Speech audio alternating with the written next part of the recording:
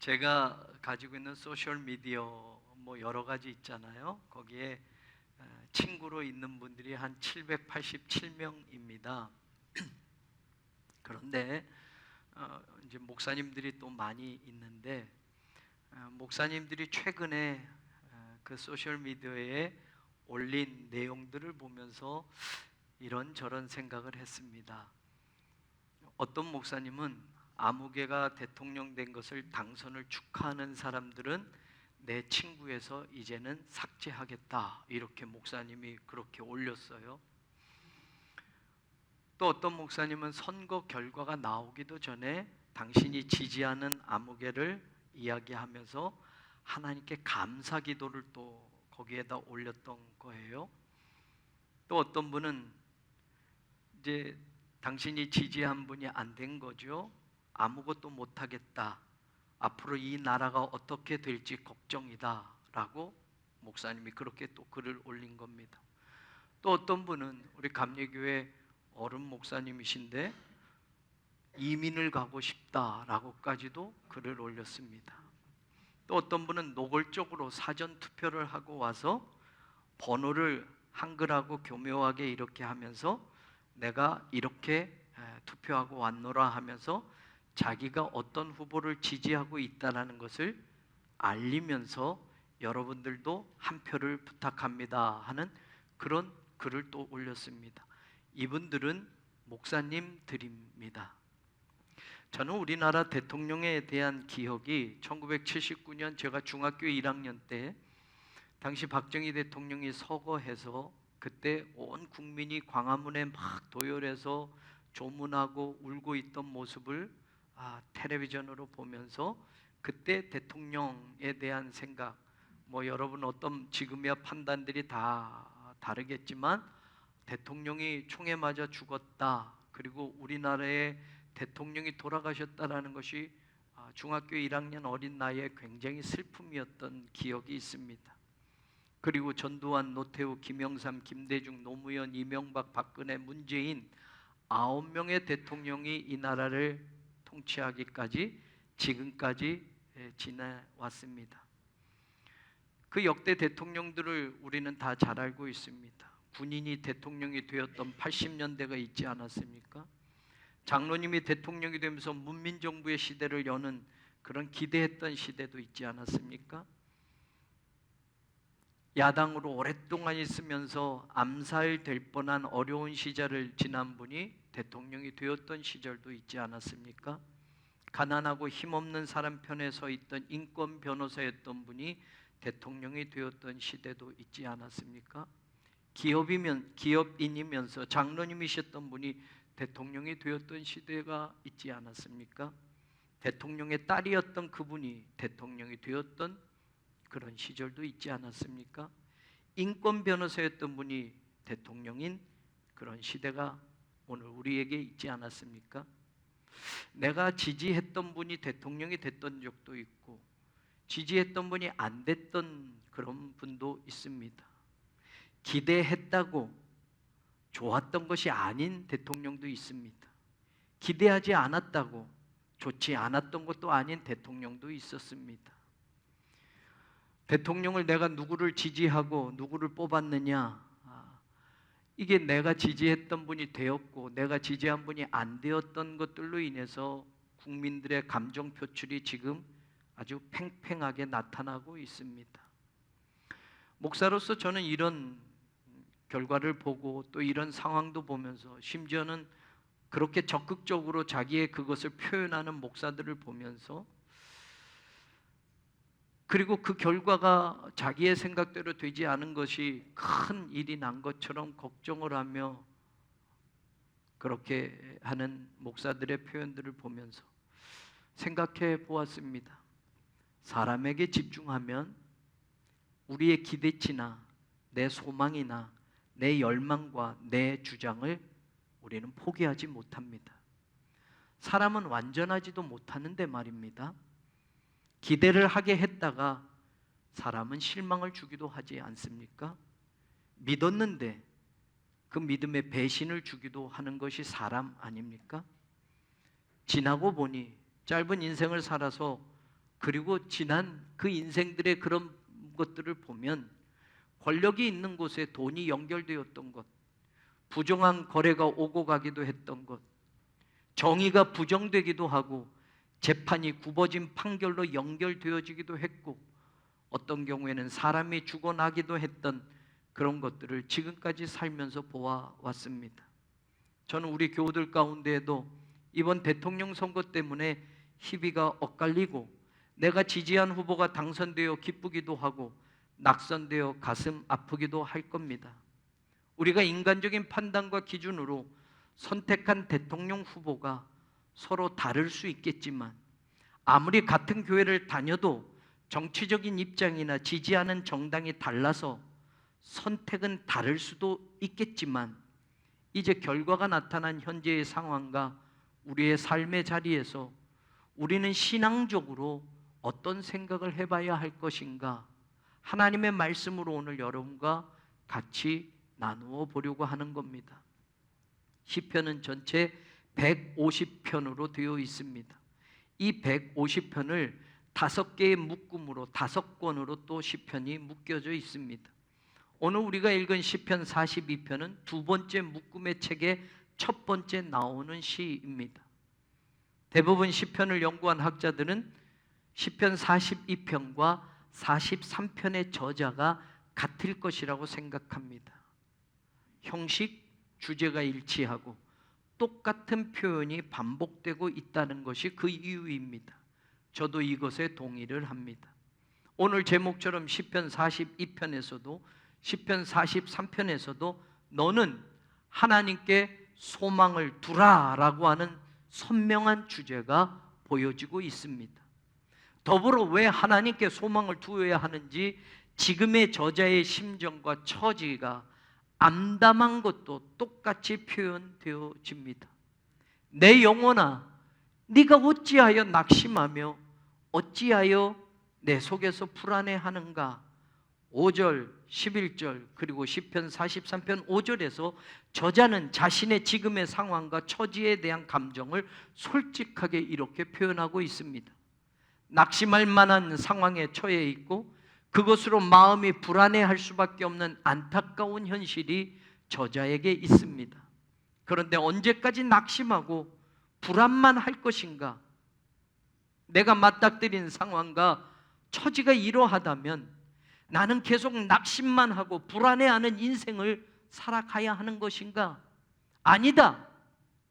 이제 세상을 바라보던 그 눈을 하나님께 돌려야 한다고 오늘 시편 저자는 말하고 있습니다. 내가 소망을 두어야 하는 곳은 세상이나 인생이나 내 환경이 아니라 언제나 변함없으신 하나님이어야 한다는 것을 고백하고 있습니다. 그래서 저자는 다른 사람이 아닌 자기 자신에게 먼저 그렇게 주문하고 그렇게 외치고 있습니다. 너는 하나님께 소망을 두라. 여기서 너는 타인이 아닙니다. 다른 사람이 아닙니다. 바로 시편 저자 자신을 말하고 있습니다. 소망을 두다라고 하는 이 동사는 기다리다라는 또 다른 뜻이 있습니다. 두 가지 뜻은 따로 떨어져 쓰여지기보다는 의미적으로 같이 생각해 봐야 합니다. 하나님께 소망을 두었다면 끝까지 하나님을 기다리는 신앙의 자세로 연결되어져야 하기 때문에 그렇습니다. 하나님께 소망을 두었다고 하는 사람이 하나님이 아닌 다른 것을 기다린다면, 하나님께 소망을 두었다고 하는 사람이 하나님의 시간이 아니라 자신의 시간을 기다린다고 한다면, 세상의 소리, 세상의 힘, 세상의 방법으로 자신의 뜻을 먼저 성취시키기에 급급하다고 한다면 그것은 진짜 하나님께 소망을 둔 것이 아니라는 겁니다. 아브라함에게 하나님이 자녀를 주시겠다고 하셨는데 기다려도 아내가 임신이 되지 않자 그 아내 사라가 자신의 방법을 찾아서 자신의 시간 속에서 자신의 목적을 이루기 위해서 자신의 여종을, 하갈이라는 그 여종을 편법으로 사용하여 아들을 얻고자 했던 겁니다. 하나님이 주신 말씀이라면 그 말씀을 통해 하나님을 끝까지 믿고 하나님께 소망을 두고 하나님이 하실 것을 기다려야 하는데, 하나님을 기다리지 못하고 아브라함과 사라는 당시 세상 사람들이 자녀가 없을 때 그렇게 했던 그 방법으로 자기의 여종이나 다른 사람을 통해서 남편의 첩을 만들어 자신들의 마음대로 자신들이 원하는 자식을 얻으려고 했던 것입니다. 하나님께 소망을 두라는 말씀은 하나님을 기다리라는 신앙의 자세까지 우리에게 말씀하고 있다는 것을 우리는 놓치지 말아야 합니다. 사람이 소망이 아닙니다. 어디가 많이 선택했고 누가 더 많은 지지를 얻는 것이 소망이 아닙니다. 세상은 절대로 우리의 소망이 되지 못합니다. 하나님이 소망이십니다. 누가 대통령이 되었다고 그것이 우리의 소망이 되지 못합니다. 하나님이 소망이십니다. 누가 되지 못했다고 그것이 절망이고 고통이 아닙니다. 세상의 물질과 세상의 힘이 우리의 소망이 되지 못합니다. 하나님이 소망이십니다. 그러니 신앙을 가진 사람은 하나님을 기대할 줄 알아야 하고, 하나님의 시간을 기다릴 줄 알아야 하고, 하나님이 일하심을 믿고 따라갈 줄 알아야만 합니다. 시편 저자는 오늘 자신에게 그렇게 그것을 말하고 있는 겁니다. 더불어 자신처럼 인생의 문제나 세상의 일 때문에 불안해하고 낙심한 누구에게든지 하나님께 소망을 두라고 권하고 있는 겁니다. 하나님을 기다려보라고 지금 말하고 있는 겁니다. 왜요? 후렴처럼 똑같이 3번이나 말합니다. 5절, 11절, 43장 5절, 그가 나타나 도우심으로 말미암아 내가 여전히 찬송하리로다. 너는 하나님께 소망을 두어라. 왜냐? 한글 성경에는 번역이 안 되어 있지만 히브리어로 키, 접속사, 왜냐하면 이라고 하는 이 접속사를 들어서 이유를 말하고 있기 때문에 그렇습니다. 너는 하나님께 소망을 두라. 왜? 왜냐하면 하나님이 반드시 나타나 도와주셔서 지금의 불안과 낙심이 찬양으로 바뀌어지게 될 것이기 때문에 하나님께 소망을 두라고 시편 저자는 우리에게 말하고 자신에게도 말하고 있는 겁니다. 하나님은 내 절망과 고통과 불안과 낙심의 상황을 외면하지 않으시고 반드시 나에게 찾아오시고 반드시 나에게 오셔서 나를 도와주실 것이고, 그러므로 인하여 나는 하나님을 오히려 찬양하게 될 것이라고 시편 기자는 오늘 우리에게 말하고 있습니다. 예수님의 고난과 부활을 기념하는 사순절 기간을 지나고 있습니다. 예수님의 부활이 있기 전까지 십자가의 길은 고난이었습니다.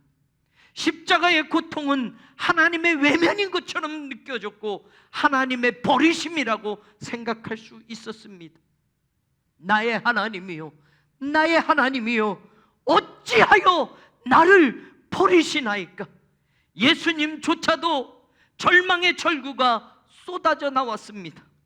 제자들 앞에서도 그렇게 늘 제자들을 위로하고 힘이 되었던 예수님이 그 밤에는 내 마음이 매우 고민하여 죽게 되었으니 여기 머물러 나와 함께 깨어 있어다오 라고 특별히 제자들에게 부탁까지 하십니다.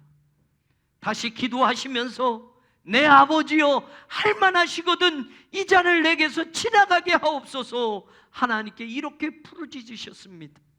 누가복음을 기록한 누가는 그렇게 힘쓰고 애써 간절히 기도하던 예수님의 모습을 땀이 땅에 떨어지는 핏방울같이 되더라 라고 이렇게 표현해 주고 있습니다.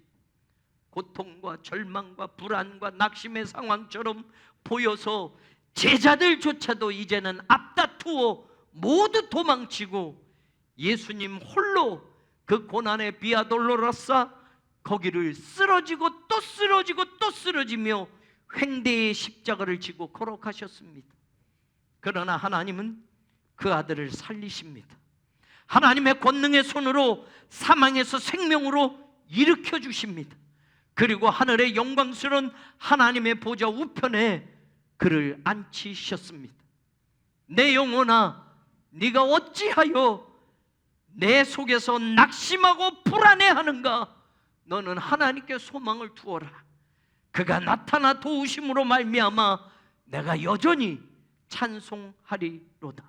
사랑하는 여러분, 지금의 우리의 낙심과 불안과 걱정과 염려의 상황에서야말로 하나님께 소망을 두어야 할 때가 바로 지금입니다.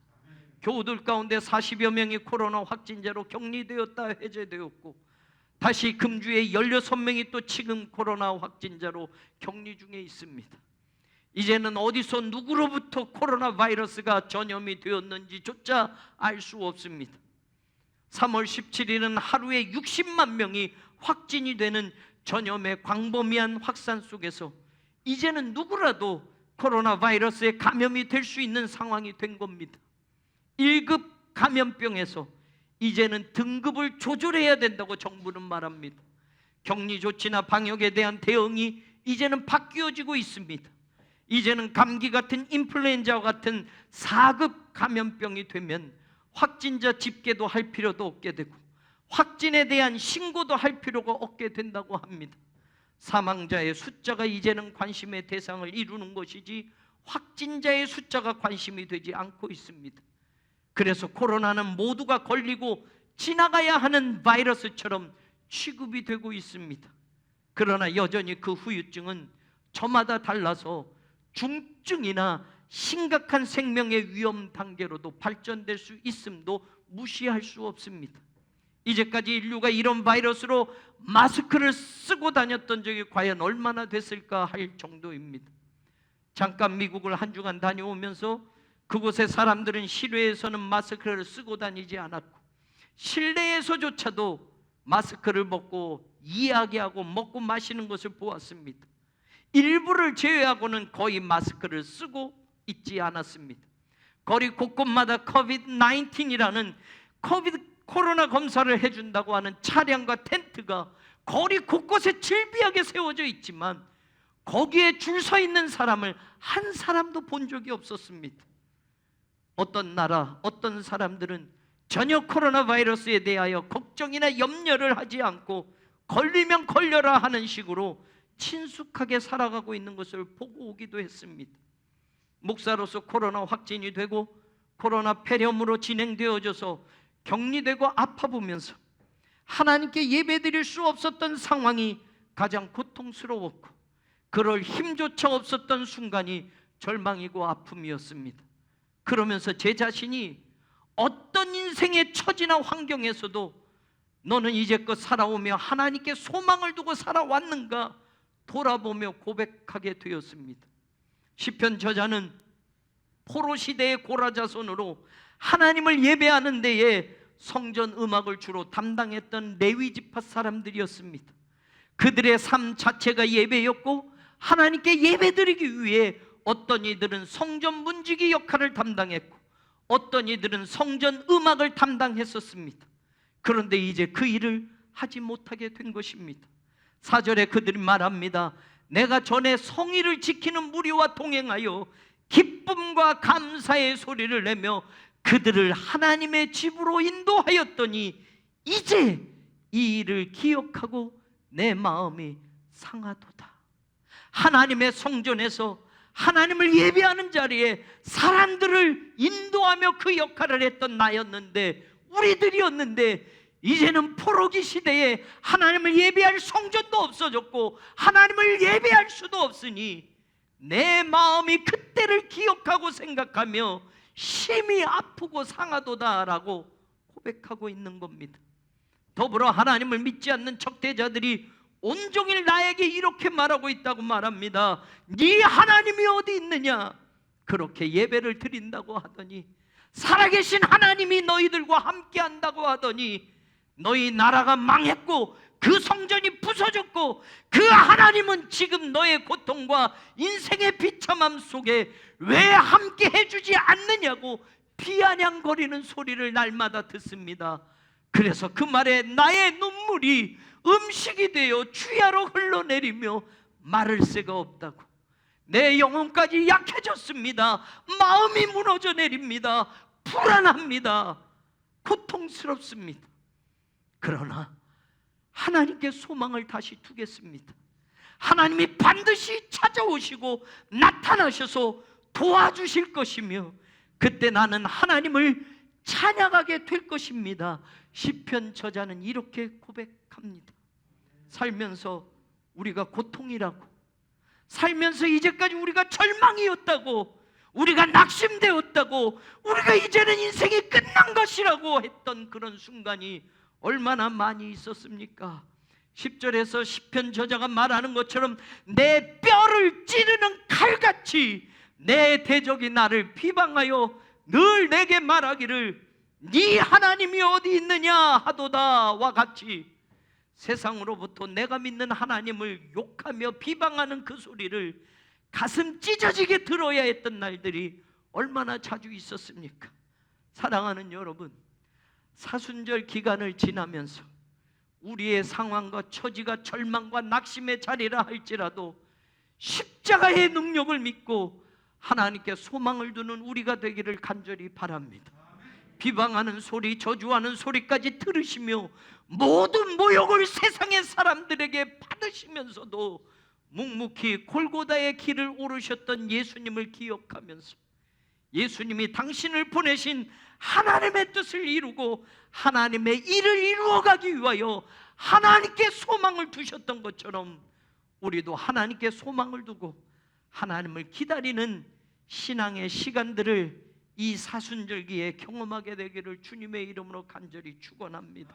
어떤 절망도, 어떤 낙심도, 어떤 고난도 우리에게 다시 오실 주님으로 인하여 최후 승리를 얻게 될 것이며 하나님의 능력의 손길의 도움으로 인하여 우리의 하나님을 찬양하게 되는 그런 복된 순간이 반드시 우리에게 오게 될 것입니다. 하나님께 소망을 두십시오. 하나님을 끝까지 기다려 보십시오. 하나님이 반드시 찾아오시고 하나님이 우리에게 나타나셔서 도우심으로 말미암아 우리가 오히려 기쁨으로 찬양하게 될 그날이 우리에게 오게 될 줄로 믿습니다. 각자의 힘든 생활과 각자의 여러 가지 여건과 환경 속에서도 절망과 낙심과 불안 속에서도 하나님께 소망을 두는 그 사람에게 하나님이 반드시 오셔서 찬양하게 하실 그날을 기대하며 주님의 고난과 십자가의 의미를 다시 간직하는 복된 우리 모두가 되기를 우리 주님 예수 그리스도의 이름으로 간절히 축원합니다.